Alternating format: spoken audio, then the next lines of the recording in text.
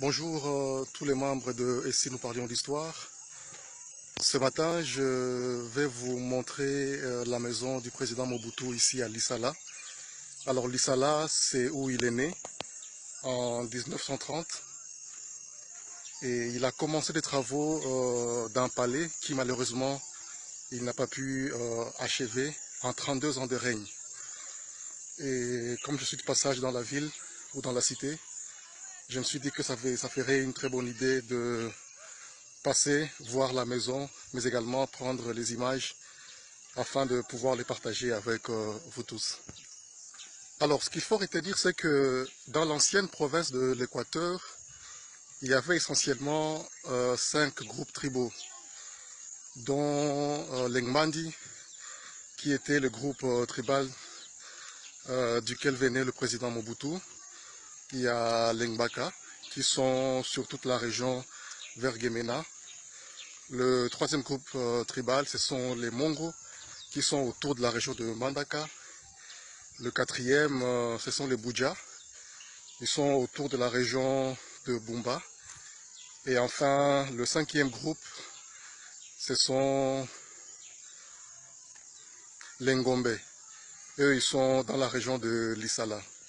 Alors, Mobutu lui-même, il est du groupe tribal des Ngbandi, mais il est né ici à Lissala, qui est majoritairement peuplé par les Ngombe. Alors, ce qui fait que lorsqu'il a accédé au pouvoir, au lieu de construire son palais ici, directement, là où il est né, il a plutôt préféré aller construire à Kbadolit, sur les terres de ses ancêtres, sur les terres d'Engmandi. C'est quelques années plus tard qu'il décidera de se construire aussi un autre palais ici, mais comme je venais de vous le dire, il ne l'a jamais achevé. Le palais est resté en ruine jusqu'à ce jour, en 32 ans de règne. Alors là, c'est l'entrée principale du bâtiment. À ce jour, il y a quelques familles qui habitent dans le bâtiment.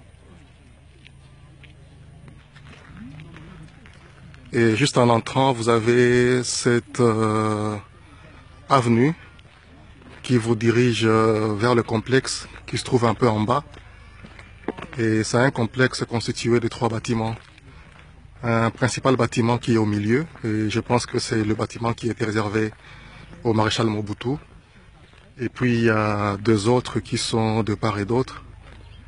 Alors le principal bâtiment, je peux le voir à partir d'ici déjà. Il est là. Donc là, c'était le bâtiment principal qui devait constituer sa résidence. Et comme vous le voyez, c'était une jolie résidence, un palais, qui malheureusement n'a pas été achevé. Là, vous avez une vue globale de l'ensemble du bâtiment.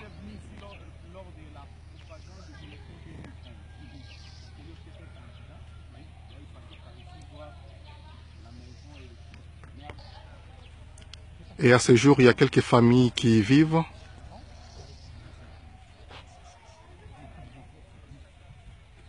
Des familles de militaires essentiellement, qui occupent ce bâtiment. Là, je m'approche davantage du bâtiment. Et c'était l'entrée principale ici.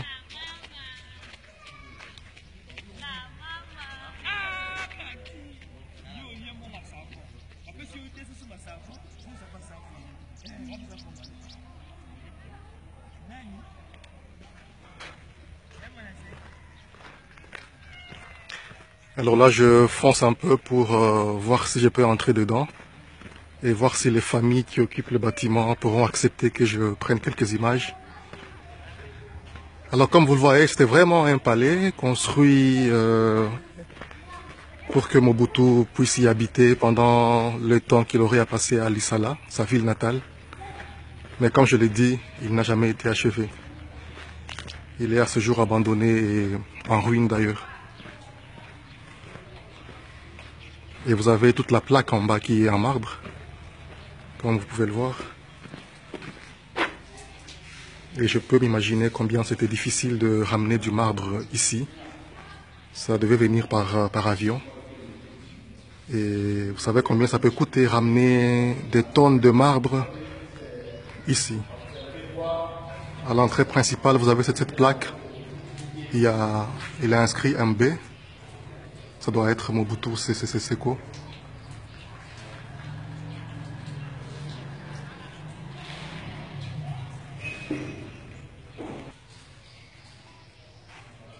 Là, c'est l'intérieur.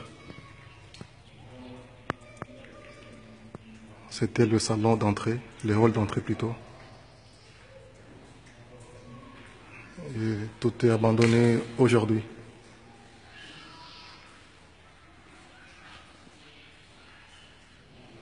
Tu vois l'explication si tu peux parler. Oui. Ici, c'était le salon d'honneur. Donc c'est ici où il recevait ses visiteurs d'honneur. Ok. Il y a eu des portes en rail. Ouais. En rail, La maison a été construite en quelle année? c'était vers les années 90. Les années 91, 92. Ah, je me rappelle pas trop ici. Il y avait des portes en rail qui séparaient. C'est-à-dire, il y a eu des vitres fumées. Il y avait des vitres ici. Fumées par Donc même s'il y avait des visiteurs de l'autre côté, ici on pouvait facilement fermer. Et c'est que le visiteur de marque qu'il pouvait recevoir ici. Ici, de l'autre côté, c'était la salle à manger. La salle à manger. Ok. La salle a été vraiment équipée. Et tout l'équipement a été pillé? Tout a été.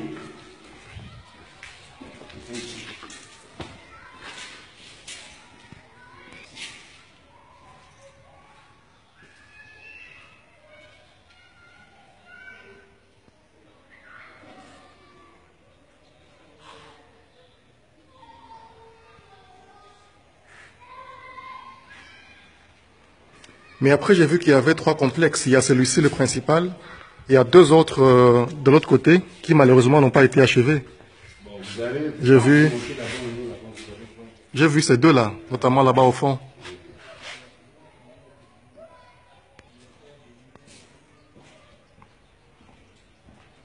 Jean-Luc, tu t'imagines ce que ça devait coûter ramener du marbre ici? Ouais. Tu vois, c'est ça la différence. En Europe, ce genre de choses, on le maintient comme un patrimoine du pays. Ici, les gens le pillent parce que, tu sais pas, ils n'ont pas de respect. Ben, je crois que c'est pas seulement en Europe. J'ai vu des images de la Tunisie où on a gardé intact le palais de Ben Ali. Puis même dans certains pays africains, on les garde chez nous. Mais qui ont pillé le bâtiment, c'est à l'entrée de l'AFDL? Ah oui, vers les années 97. 97. 97.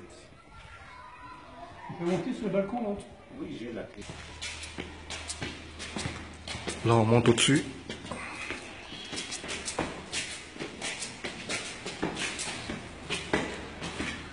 Alors là, on monte à l'étage pour aller voir ce qu'il y avait au-dessus.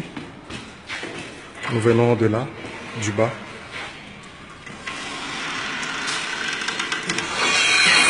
Et là, on va vers la chambre principale qui était, je crois bien, la chambre du maréchal Mobutu.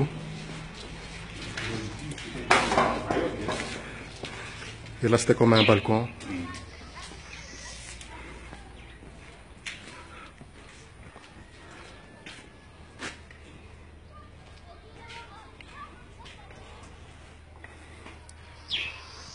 Là, c'est le dessus de la toiture où on est. Et là, c'est le premier balcon qui amène vers sa chambre. Alors, je vais vous montrer ça aussi. Alors, comme vous voyez, tout le sous-sol était plaqué de marbre.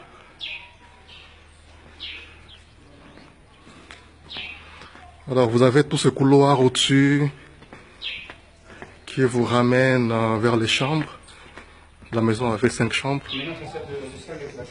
Et là, c'était la chambre principale, celle du maréchal.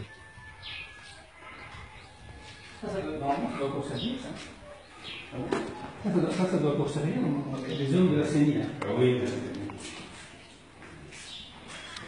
Alors aujourd'hui, il y a une école qui fonctionne ici, ce qui fait que on voit qu'il y a des bancs pupitres partout. Alors là, c'est la deuxième chambre ici. Et puis il y a une troisième ici.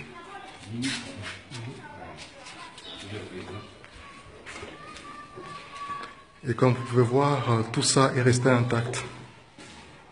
Cette matière ici.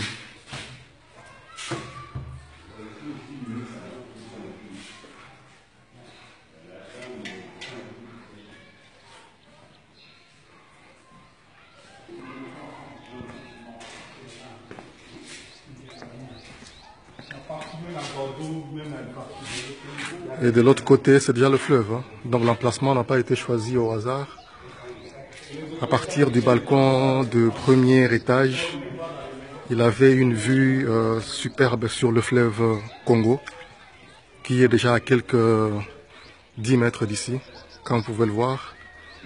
Donc là, je suis au balcon et je peux facilement voir le fleuve derrière moi.